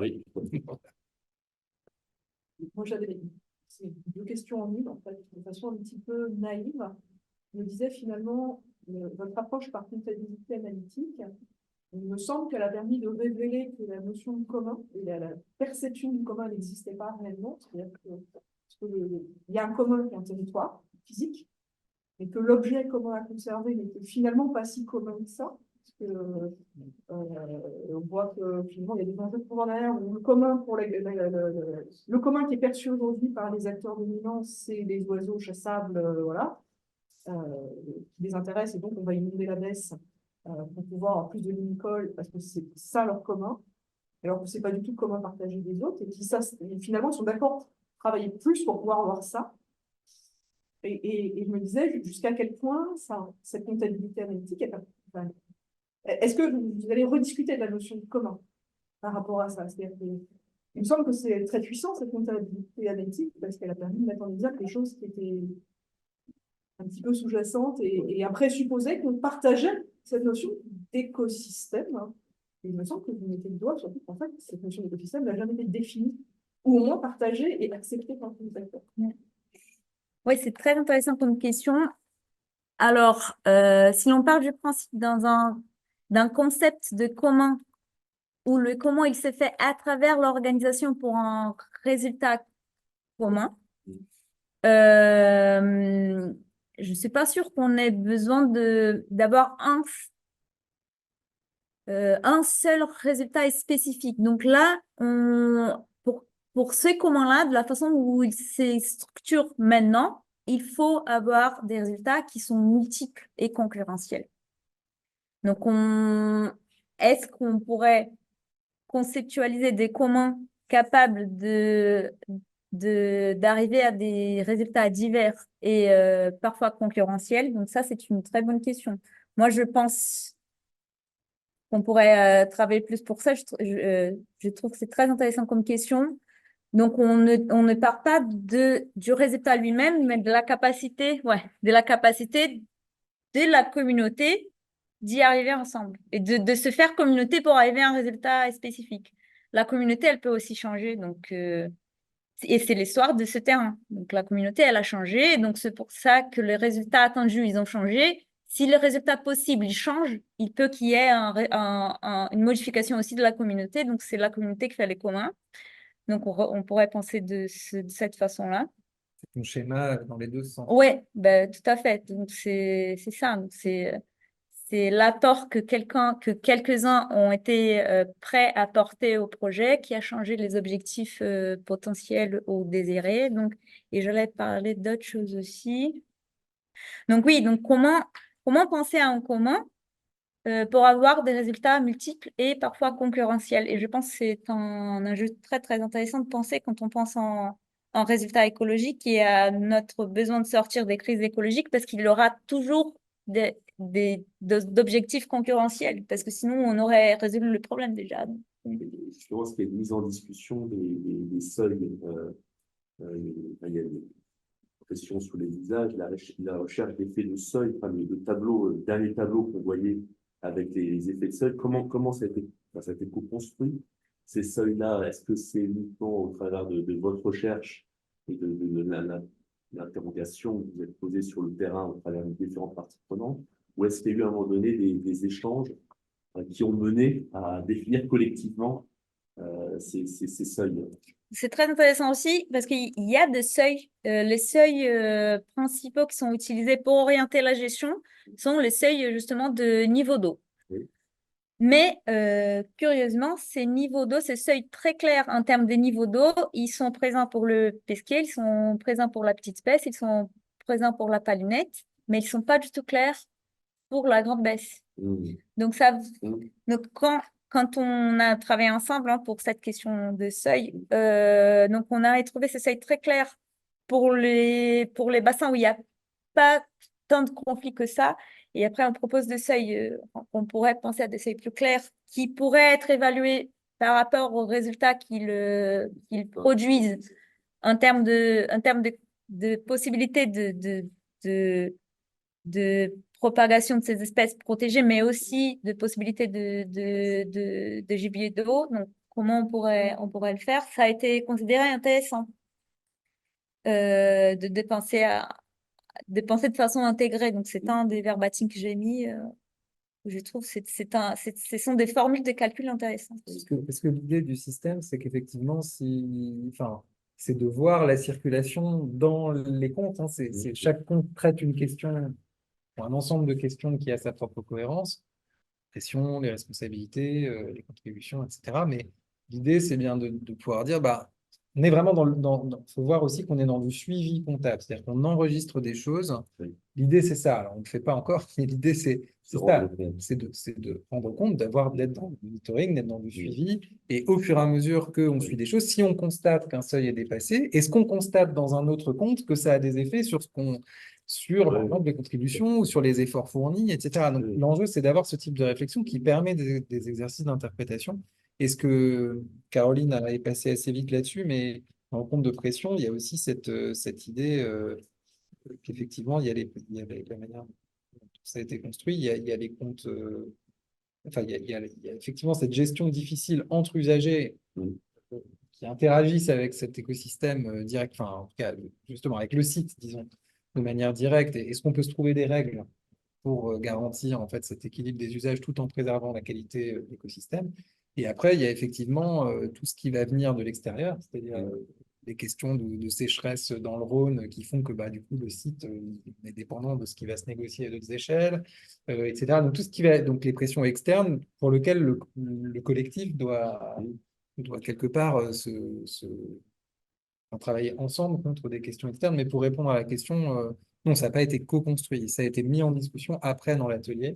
Et le travail de conception, faut voir aussi, enfin, je me permets, enfin, on est dans un travail encore de mise à l'épreuve euh, qui est, qui est de plus en plus formalisé. Enfin, au fur et à mesure des cas, en fait, on retrouve des intangibles, on retrouve des idées, des concepts qui fonctionnent qui sont structurants dans la comptabilité. Ça permet de répondre à une question qui est sur le chat, mais il y a de l'invention nécessaire par rapport aux questions spécifiques posées dans le cas. Donc, c'est tout le travail d'investigation, de diagnostic qu'a posé Caroline, qui a effectivement permis bah, d'imaginer, par exemple, cette histoire de seuil qu'on n'a pas fait dans d'autres comptes écosystèmes Donc, censés, c'est pas par un apport exemple. théorique, typiquement, potentiellement. Ouais, c'est un apport théorique et oui, oui, enfin en tout cas c'est de la oui, c'est le croisement entre la réflexion sur les communs et le site qui a permis de se dire bah en fait ça faudrait peut-être le poser comme ça, etc. Mais c'est aussi la réalité de terrain, c'est-à-dire que il y a effectivement des effets de seuil. Et après, donc je réponds du coup à la question de Geneviève, non pardon de Agnès. Oui, tout à fait. Pour l'instant, on est vraiment dans du pragmatisme. C'est-à-dire que c'est une méthode qui est évolutive par ailleurs et qui est là pour équiper la réflexivité des acteurs, qui est là pour enrichir la compréhension de situations de terrain et du coup qui n'a aucun sens en dehors d'un travail approfondi d'investigation et de mise en... C'est le processus qui est intéressant, y compris pour les acteurs. Donc oui, ça demande une investigation de terrain importante pour chaque cas. Alors après, au fur et à mesure, on peut imaginer qu'il y ait de plus en plus de cas, on peut rêver. Dans cette hypothèse optimiste, eh ben, forcément, il y a des cas qui vont se ressembler, à la fois sur le plan écologique et stratégique, euh, et de l'organisation sociale du problème, etc. Et donc, on pourra aller plus vite dans le fait de dire, bah, sur ce type de cas, c'est ce type de compta. Mais on est là dans une démarche plutôt inductive, c'est-à-dire qu'on on met à l'épreuve un cadre conceptuel sur une diversité de cas. Encore une fois, ce cas n'a rien à voir avec le réensauvagement dans les Abruzzes. C'est des questions complètement différentes qui se posent. Et donc, c'est en mettant à l'épreuve tout ça, ce cadre sur des cas différents, qu'on on peut potentiellement arriver à des choses qui vont être plus, disons, rapides à mettre en œuvre si on est dans cette réflexion-là. Mais il faut bien voir qu'encore une fois, c'est tout le processus d'investigation Oui. continu qui va avec la conception des comptabilités en situation qui est intéressant et qui produit du conventionnement et qui produit de la règle potentiellement, etc. Donc, c'est pas parce qu'on va plus vite, peut-être après sur l'équipement en tant que tel, qu'il faut aller plus vite sur le processus qui est intéressant en lui-même. Enfin, et du coup, sur les coûts, bah, pour l'instant, ça coûte une thèse. Euh, et qui doit la financer? Bah, toute personne. Non, non, mais sans rire, ça dépend. Après, ça dépend toujours du niveau d'approfondissement. Je continue à répondre à la question qu'il y a sur le chat. Combien coûte la mise en place de cette démarche? Ça dépend. On a fait des missions de 6 mois, par exemple, sur le cas de Flins-Aubergenville, qui ont coûté un stage plus euh, environ 30 000 € de mission pour un bureau d'études et qui ont débouché sur un prototype mis en discussion avec quelques acteurs. Bon, voilà. Après, il y a des projets plus approfondis comme celui qu'on a fait avec la région Occitanie, où là, c'est une thèse, plus l'accompagnement aussi d'un bureau d'études, plus, qui s'appelle ASCA, temps, je ne sais pas si c'est très valorisé, mais enfin voilà. Mais enfin voilà, pour l'instant, c'est de la recherche, donc ça prend du temps aussi parce qu'on invente de la méthode. Euh, voilà, donc on en est là, on est dans le prototypage et la mise en discussion. Il y a... ouais. Et une question, C'est un petit peu plus fort. oui, moi j'ai plusieurs questions. Donc, une question un peu candide sur l'utilisation de ce cadre de comptabilité par rapport, puisque là on se place surtout pour aux travaux faits sur les communs par rapport au cadre d'analyse institutionnelle justement des communs. Et c'est vrai que moi, en fait, j'étais très à l'aise en t'écoutant par rapport à ces autres cadres que moi j'utilise, notamment de système socio-écologique, de Scrum. Et on me disait, bon, bah, on a des arènes d'action, on a des variables, et puis et voilà, donc je me demandais, et je parle déjà eu des éléments de réponse, mais quelle est du coup la plus-value de l'approche écosystème centré de comptabilité par rapport à, par exemple, le système socio-écologique.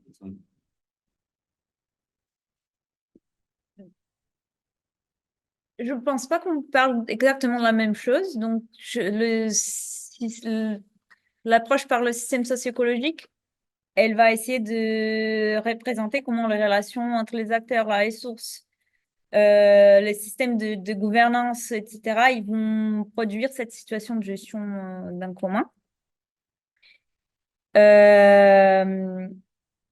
Les comptabilités écosystème centrées, je le vois plutôt comme oui, non, je l'ai reprojeté, mais je ne sais même pas comment faire. Non, il y avait juste un message. Ah ouais. Euh, je la pense plutôt à travers les fonctions qu'elle peut remplir dans ce cas-là. Donc, pas pour expliquer le commun en soi, mais pour remplir certaines fonctions qui vont équiper cette communauté à créer de l'organisation, donc à faire de l'organizing pour arriver à un état de gestion où ils puissent appeler ce qu'ils gèrent d'un commun. Que ce ne soit pas seulement une ressource comme le gibier, mais que ce soit un écosystème, donc avec des valeurs différentes pour chacun des participants. Je ne sais pas si... Ça me semble pas incompatible avec les cadres de Scrum où on Ouais. a des résultats selon les arènes d'action Mhm. qui sont évalués par les acteurs qui ont des évaluations qui sont différentes et qui Mhm. ne sont pas forcément justement sur la production des ressources, mais qui peuvent avoir un intérêt pour la biodiversité, pour le patrimoine. Donc ça me semble toujours assez compatible. Assez proche. Ouais. Moi, je dirais qu'il y a, alors, par rapport, alors, après, l'ADN initial de la écosystème centré, ça reste, et sur d'autres cas qui sont pas ceux du Marais du Verdier, parce que là, effectivement, il y a cette dimension de partage qui est très forte, mais, euh, mais on va beaucoup plus être dans des jeux stratégiques. Là, Ostrom, pas du tout par exemple, de la coordination, des choses comme ça. On est vraiment dans des jeux stratégiques, d'alliance, dans des contextes qui peuvent être très durs. Donc, on peut tout à fait, enfin, la écosystème centré, dans ce cadre-là, elle sert d'outillage d'une coalition d'action sur des territoires par rapport à des enjeux écologiques face à d'autres. Ça, je réponds juste pour dire, voilà, ça ne se pense pas que dans le cadre. Vraiment, quelle est la différence ou la valeur ajoutée par rapport au cadre, aux travaux déjà sur les communs? Bah, ça fait partie des questions de recherche qu'il va falloir éclaircir aussi. Moi, je dirais et que je connais beaucoup moins bien maintenant que Caroline, mais je dirais qu'il y a plusieurs éléments. Le premier, c'est qu'il y a vraiment un enjeu d'inscrire quelque chose dans les pratiques. C'est-à-dire que l'idée, c'est que la comptabilité, le système de compte proposé devienne, euh, en fait, soit pratiqué, c'est-à-dire permettre donc de suivre, enfin encore de prendre de négocier des engagements, de prendre des engagements et d'instituer ces engagements dans le temps par des formes de suivi qui permettent leur discussion, leur réinterprétation, etc. Au regard de catégories qui ne sont pas forcément celles qui sont centrales dans les cadres que tu mentionnes, notamment est-ce que ces engagements, et du coup de discuter et de suivre ces engagements au regard de questions qui vont être des questions d'efficacité environnementale, qui vont être des questions de justice dans la répartition des efforts, etc., qui renvoient à des choses qui sont traitées dans les communs, par exemple sur la contributivité du travail ou des choses comme ça, hein. Donc il y a des ponts très forts, c'est pas on est heureux. L'autre chose, mais ça c'est une question que je te renvoie du coup, ça m'intéresse d'avoir ton regard là-dessus, c'est le fait que ce soit vraiment ancré sur la question, enfin, sur le compte de résultats écologiques, c'est-à-dire que ça la rend écosystème centré et non pas ressources centrées. Donc dans quelle mesure est-ce que ça décale aussi le, le regard. Et après, il y a la question aussi de comment on définit le périmètre. C'est-à-dire, Donc là, c'est un site, c'est pareil, on est sur quelque chose qui est très proche en fait du socio-écosystème à la Ostrom, mais encore une fois, c'est pas forcément le cas. Et alors j'avais autre chose en tête et je l'ai oublié.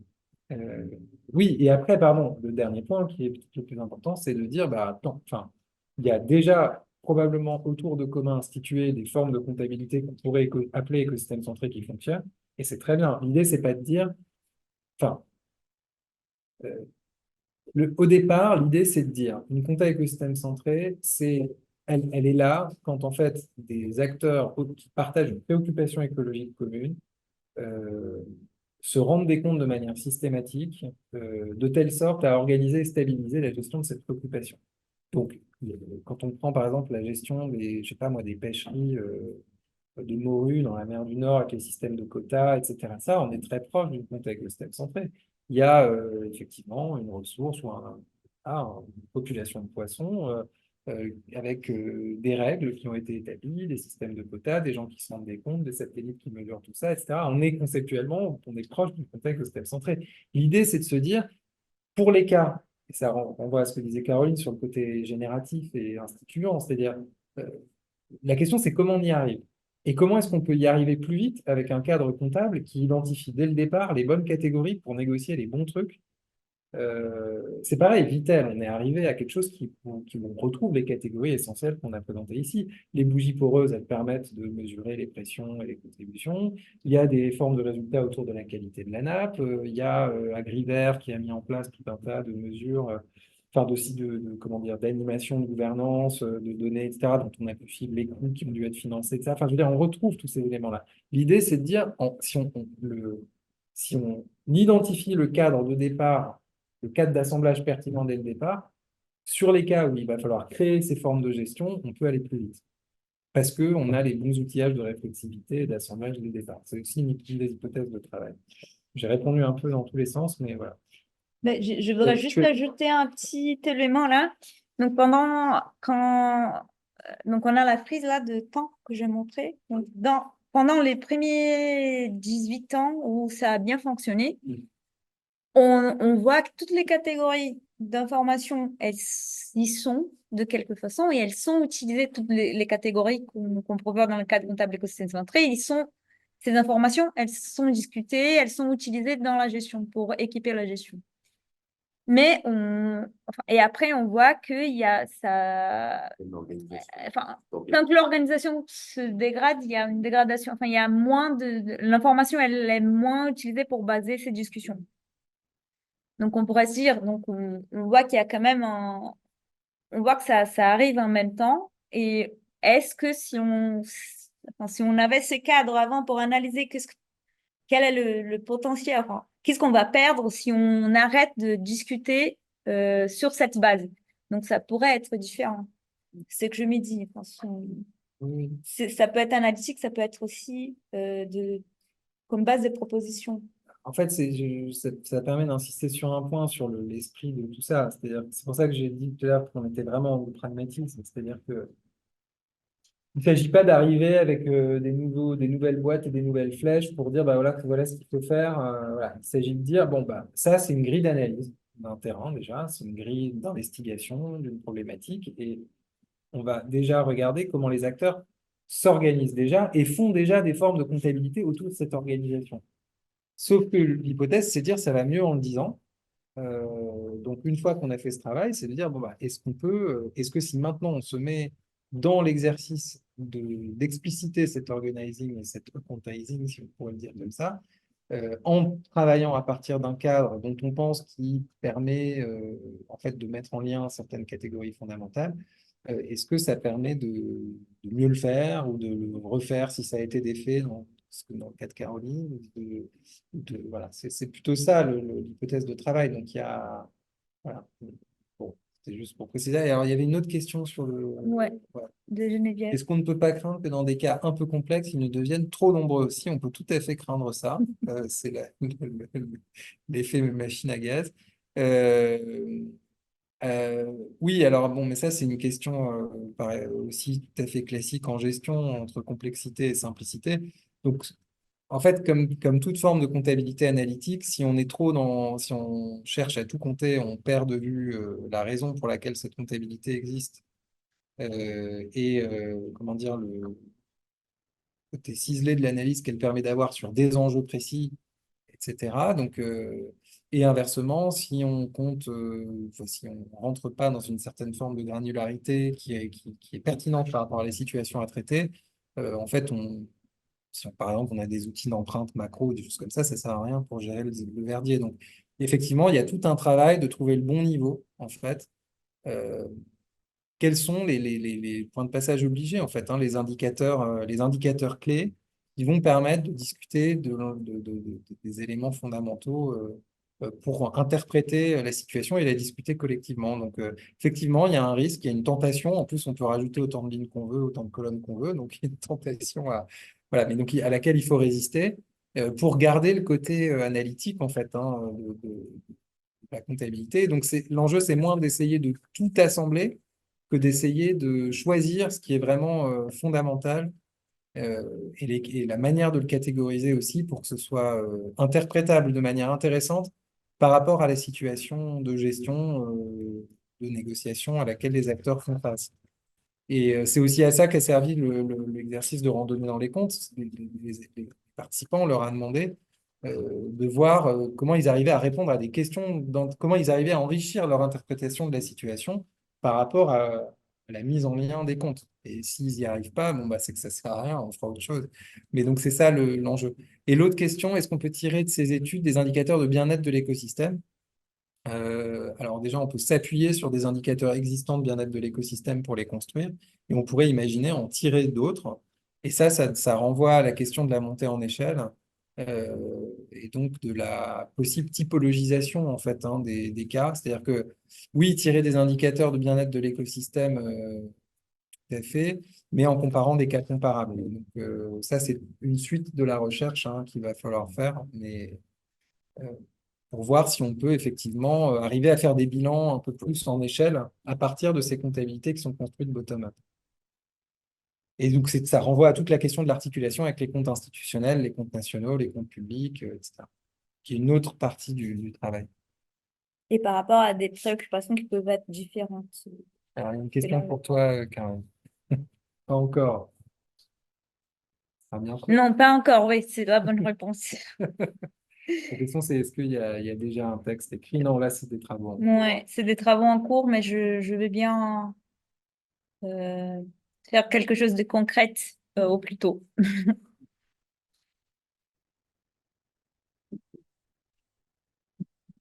Une deuxième question qui rebondit aussi sur cette notion de bien-être de l'écosystème, qui est plus une question générale pour le coup sur l'écosystème santé. Avec quand on parle de qu'est-ce que perd et gagne chaque acteur, négociation des acteurs dépendants de l'écosystème, est-ce que une des vocations de la comptabilité écosystème centré, ça serait à un moment de mettre aussi en discussion des acteurs humains avec des acteurs non humains?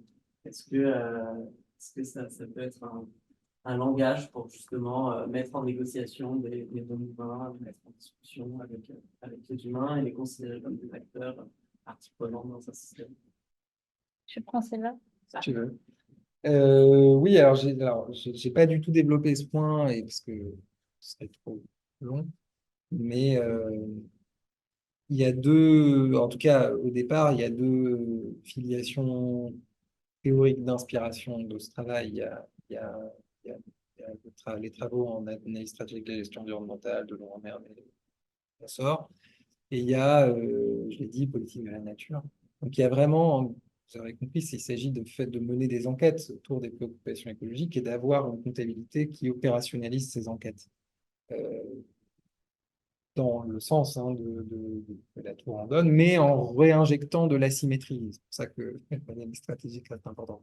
Mais néanmoins, du coup, la question de savoir dans quelle mesure la comptabilité peut devenir un langage, oui, en fait. Parce que, enfin, moi, en fait, là, tu touches à un point qui est fondamental et qui est une des raisons pour lesquelles, au départ, je suis allé, moi, chercher la compta là-dessus.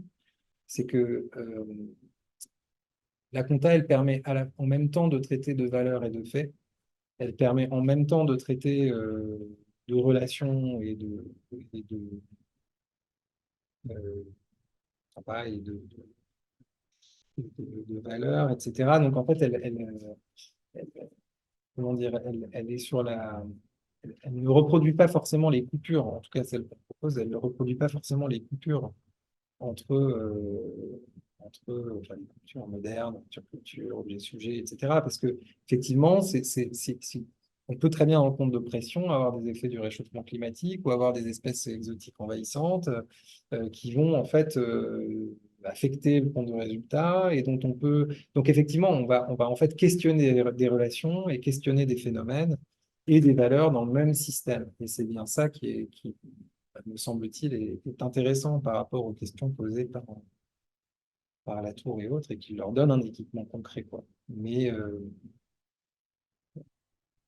après, ceux qui vont porter et actionner la comptabilité ne sont pas les non-humains. Donc c'est là qu'on voit quand même des questions de qui agit, etc. Mais voilà, Ouais.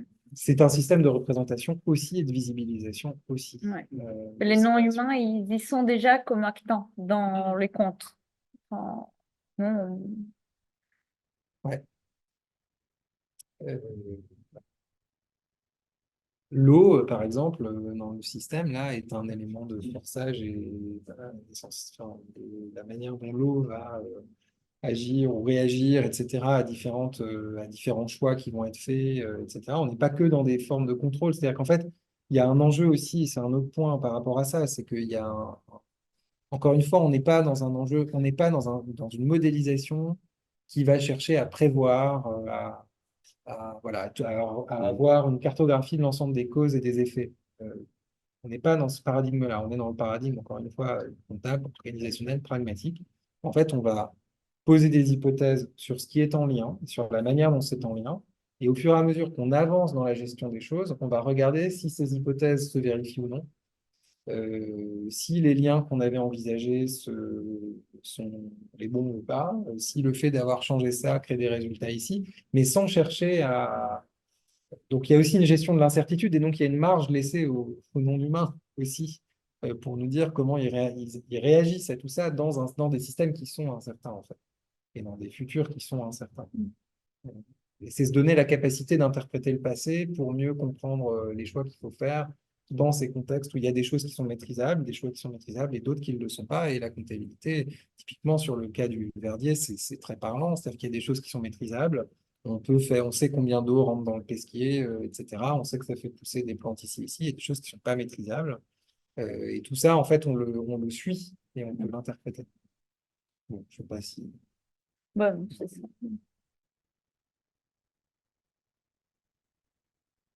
François, tu souhaitais, non?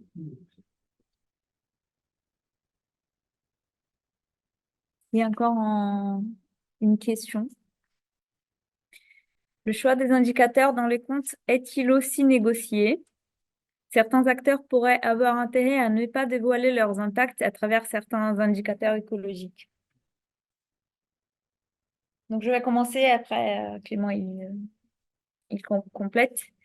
Dans ces cas-là, si l'on pense à un système de compte qui va équiper cette gestion partagée, oui, ben, je pense que c'est crucial que les indicateurs ils soient négociés parce qu'ils vont être les représentants des objectifs des uns et des autres. Et si l'on veut que ce soit une gestion commune d'un écosystème et pas des canards ou des espèces protégées, ils vont devoir être négociés. Après, en prenant en compte les systèmes de compte comme un tout et les plusieurs fonctions qu'il peut remplir dans différents modèles de gestion, on peut tout à fait penser à un système de compte d'un acteur stratégique où cet acteur stratégique, il va choisir quelles sont les informations qu'il veut partager, sur quel lien il veut mettre de la lumière. Donc, ça sert aussi à des acteurs, par exemple, qui veulent faire par exemple, en raise awareness, donc de mettre comment on dit ça? Sensibiliser. Bah, sensibiliser sur quelques aspects spécifiques, de mettre en évidence certains liens entre les comptes. Donc ça va être beaucoup différent. Ça peut être très différent selon le modèle de gestion dont on parle. Oui, si on est dans des cas, c'est une très bonne question. Si on est dans des cas, dans des situations, disons, conflictuelles ou stratégiques ou adversatives, on a, en fait, ça renvoie pour le coup au caractère stratégique de toute comptabilité analytique, dans laquelle ceux qui construisent les comptes, enfin, comment dire, tout le monde ne participe pas forcément à la construction des comptes. Et donc, dans une perspective comme ça, par exemple, on peut imaginer une coalition d'acteurs qui a intérêt à objectiver des pressions, mais sans que les acteurs qui exercent les pressions soient d'accord qu'on objective leurs pressions. Mais c'est une manière de les interpeller. Euh, Là, dans une utilisation de la comptabilité comme interpellation critique, par exemple, des impacts d'autres acteurs et comme mise en évidence de ces pressions dans le cadre enfin, remis dans le cadre d'une forme d'action collective nécessaire pour les résoudre. Là, dans le cas de Caroline, on est dans quelque chose qui se rapproche effectivement d'une gestion symétrique, disons, entre les acteurs. En fait, après, enfin, l'idée, ce serait de se dire dans quelle mesure est-ce qu'on peut enrôler progressivement. Par exemple, dans le cas de Caroline, bah, ceux qui sont déjà en gestion autour du site, je veux dire, ils forment déjà un collectif constitué avec ses déboires, ses hauts et ses bas, etc., mais qui n'empêche ont déjà des formes de relations et d'organisation et d'explicitation de leurs responsabilités, etc., et de leurs impacts. Tous les acteurs qui apparaissent dans les acteurs externes à la communauté, mais qui influent aussi sur le bon état du site, pourrait tout à fait se dire que l'enjeu, ça va être progressivement de les enrôler. Alors, ça paraît un peu fou dans ce cas-là, mais de les enrôler pour les faire ensuite contribuer à la bonne gestion. Enfin, il y a cette idée-là. Et donc, enfin bon, on distingue généralement, enfin, une des distinctions qu'on propose conceptuellement, c'est entre les acteurs engagés et les acteurs concernés, c'est-à-dire que ça renvoie aux questions étroyennes. Il y a ceux qui sont concerned par les matters of concern, mais qui sont pas, donc qui apparaissent dans les comptes de fait, et puis il y a ceux qui sont engagés, c'est-à-dire qui ont pris des engagements et qui donc se rendent, acceptent qu'ils soient, voilà, acceptent d'être comptables en fait, hein, de ce qu'ils font dans ce système-là. Et bon, voilà, vous voyez bien les limites. Donc on est vraiment dans la comptabilité comme action instituante, quoi, hein. Ouais, D'enrôlement, instituante, etc. la comptabilité, elle va évoluer avec avec ces processus d'enrôlement. Voilà, avec l'idée voilà, de dire, bah oui, c'est écosystème centré, c'est-à-dire qu'en fait, on va regarder qui est en gros plus ou moins par rapport à la question de l'écosystème. C'est ça quand même l'idée de départ. Et donc après, ça pose plein de questions, ce qu'on appelle l'écosystème, comment on le définit, par quoi on l'attrape, etc., bien sûr. Et c'est là qu'on a besoin de théorie, en fait, de gestion. On ne va pas l'attraper de la même manière dans les communs, dans la SGE. Mais voilà. Alors, c'est une mini question, enfin, c'est pas trop en lien finalement avec le terrain, enfin, quoique.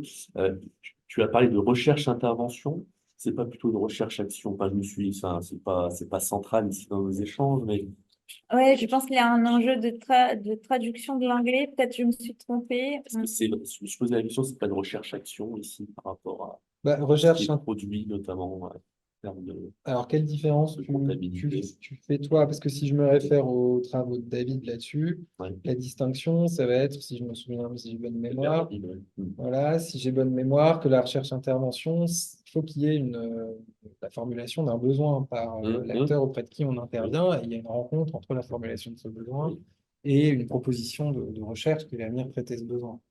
La recherche-action, surtout si je me souviens bien, il n'y a pas forcément de besoin formulé par l'acteur auprès de qui on intervient, mais je ne sais Ouais. plus bien. J'avoue Donc que là, c'est là, le point de départ de la recherche. Après, c'est dans la production, finalement, ici, la production de comptes.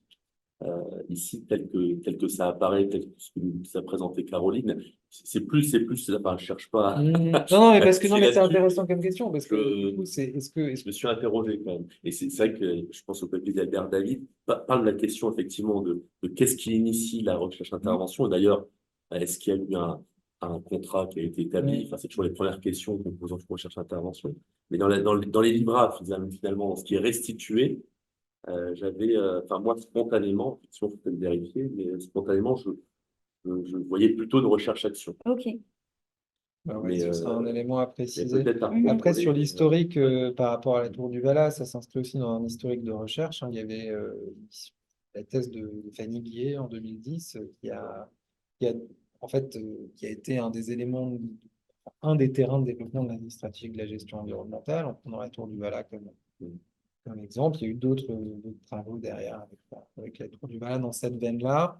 Et puis, il y avait eu une étude aussi avec des étudiants, master forêt, nature, société, management international, qu'on avait fait pendant 3 semaines aussi sur un terrain qui n'est pas du tout le Marais du Verdier, mais qui sont des terrains, enfin, la question agroécologique avec la Tour du Valas, qui avait permis de commencer à montrer ce que ça pouvait donner de faire ce type de travail d'analyse stratégique avec des comptes, et c'est de là qu'on a construit. Donc, ce que je veux dire, c'est qu'il y a aussi la formulation d'un besoin Oui. par la Tour du Valas, même si c'est vrai, on est allé chercher avec une proposition de recherche, mais qui s'inscrivait quand même dans un besoin chez eux. C'est-à-dire qu'ils ont des besoins d'outillage qui permet d'enrichir les théories d'action, qui permet de démontrer de l'impact, qui permet de montrer aussi il y a qui permet de mieux penser les stratégies d'intervention dans des collectifs divers. Enfin, voilà, et à préciser sur Ouais. Et à réfléchir, donc est-ce qu'on parle d'un besoin très spécifique donc là, non, ils sont pas venus nous chercher en train de trouver un moyen de mieux gérer le verdier, enfin, de ces projets de gestion partagée. Mais ils étaient d'accord pour la recherche. Donc, Ouais, alors pour aller un cran plus loin par rapport à ça aussi, c'est qu'effectivement, c'est ce que tu as testé aussi dans l'atelier. ouais. Est-ce que ça répond, Oui. est-ce qu'au final ça répond à un besoin? Ouais. Alors la réponse à la fin de l'atelier, c'était oui, ça pourrait répondre à un besoin, mais plus du côté stratégique pour la Tour du Valas. Par contre, utiliser ça comme outillage de discussion tel quel avec les habitants, etc., alors qu'ils sont en train de relancer la plan de gestion participative, etc., et que les relations ne sont pas simples, etc., ça leur est pas fait là. Donc il y a aussi, ça nous incite à chercher aussi des formes dans lesquelles ça pourrait le faire dans une perspective commune, quoi. Oui. Ouais, il y a un travail de forme, quoi, je pense. Puis une autre réflexion que j'avais, c'est un peu ce que tu disais par rapport à la montée à l'échelle de la comptabilité éco-centrée, c'est la transférabilité. Qu'est-ce qui est transférable finalement à terme sur d'autres terrains? Je pense que dans les résultats de la thèse, enfin, c'est quelque chose qui serait intéressant Oui.